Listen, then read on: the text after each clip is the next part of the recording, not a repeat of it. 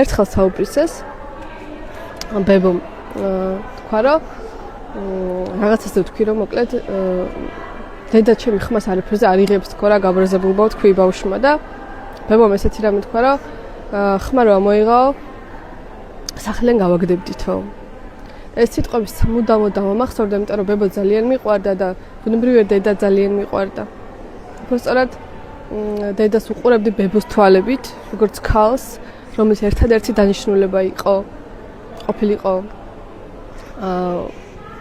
მოსამსახურე ოღონდ უფასო და დაუფასებელი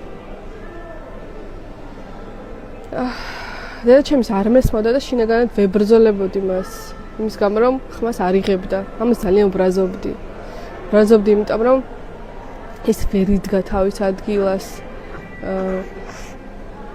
და ქონდა ჩემთვის ჩემი თვალებიდან დანახული დამამცირებელი პოზიცია მაგრამ მოხდა ისე რომ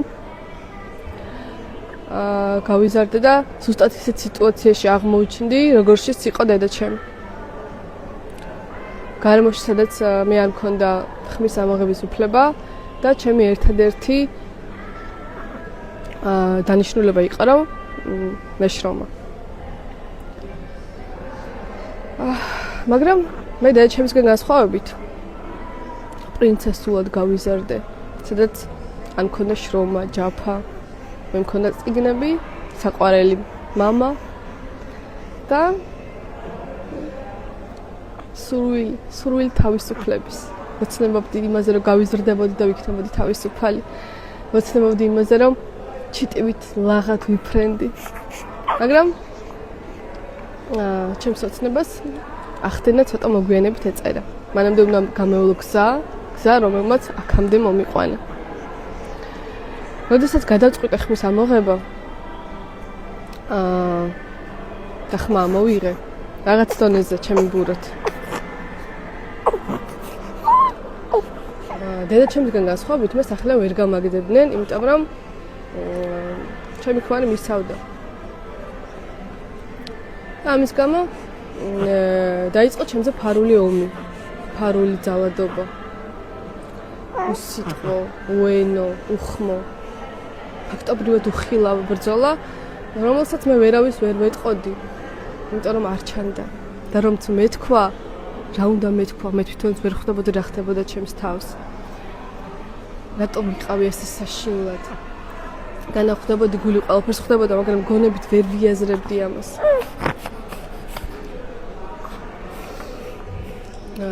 ამ ბრძოლის შედეგად ისე ძლიერ დავზიანდი რომ ფაქტობრივად საკუთარ თავის დაცვა აღარ შემეძლო ეს ბრძოლა გაძლიერდა პირველი ბავშვის გაჩენის შემდეგ და მივიდა იქამდე რომ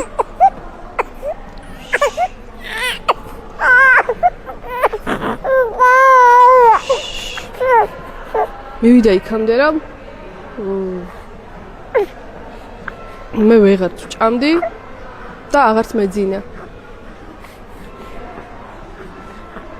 საკუთარი ორგანიზმი უკიდურეს დონეზე გამოვფიტე მარტივად ადგომას აღარ შემეძლო ლოგინიდან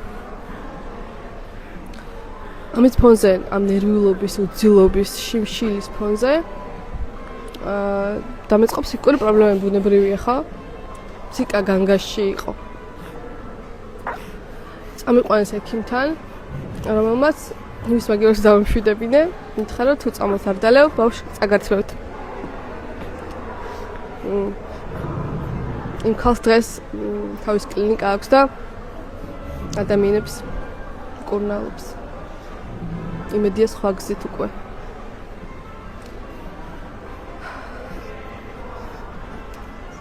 ამის შემდეგ მოკლე მონაკვეთი როგორც კი სტამბოლში წავედი და თავი დავიხსენე ფსიქოლოგიური ძალადობისგან ეგრევე გავხდი კარგად იმიტომ რომ პრობლემა მოიხსნა ხო ჩემზე აღარ ძალადობდნენ შესაბამისად კარგად ვიყავი მაგრამ წამლებისმა გავაგრძელე იმიტომ რომ სხვა გზა არ იყო და უნდა დავმორჩილებულიყავი რა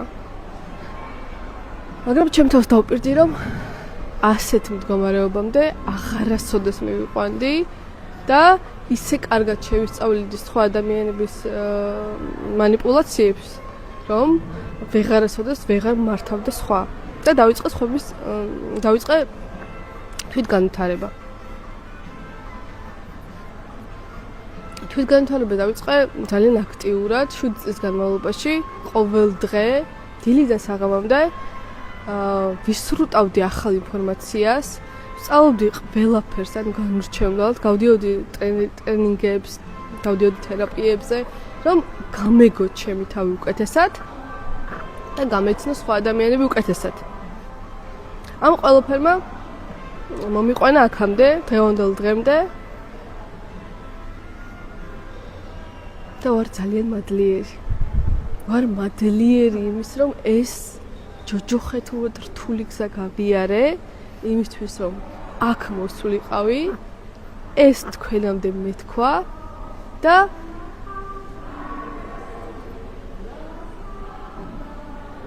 იცი რა მიხარია? მიხარია, რომ ამაზე ლაპარაკი აღარ მოუწევს ჩემ შვილებს. და მინდა რომ ამაზე ლაპარაკი არ მოუწიოს არც შენ შვილს. გაძლიერდი, ხმა მოიღე. შენ არ ხარ გაჩენილი მონობისთვის. შენ გაჩნდი თავისუფლებისთვის. ჩვენ ქალები არ ვართ ერთმანეთის მტრები. ჩვენ ვართ ერთმანეთის დამხმარეები. ჩვენ შეგვიძლია ავაშენოთ ლამაზი ქვეყანა.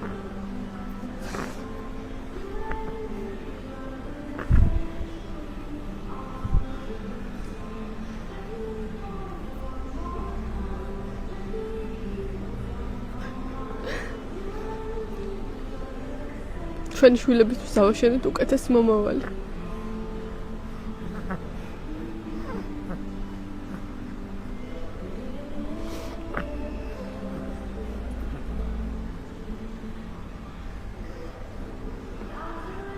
მჯერა რომ სიყვარული შობს სიყვარულს. რომ ფორტება უბრალოდ არ არსებობს. და ის სიყვარულის დეფიციტია, სიბნელეა.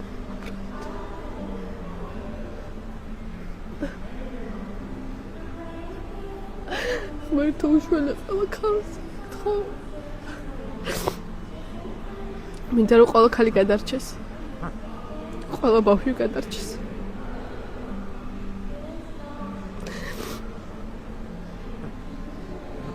არც ერთმა დედამ არ ნახოს განადგურებული შვილი. დედა მამათია. და არც ერთმა შვილმა არ ნახოს დამონჯებული დედა. რომელსაც ეშინია რომ გააგდება სახლიდან. მე ჩემი შობლების შრომის შედეგად მაქვს ჩემი სახლი. და მე ვერა უნივერსიტეტ ვერ გამაგდებს. მე თავისუფალი ვარ. მაგრამ იმ გოგოებს, რომლებსაც არ აქვს თავშესაფარი. არ ყავთ გვერდით ისეთივე ძლიერი მეუღლე, როგორც მე მყავს.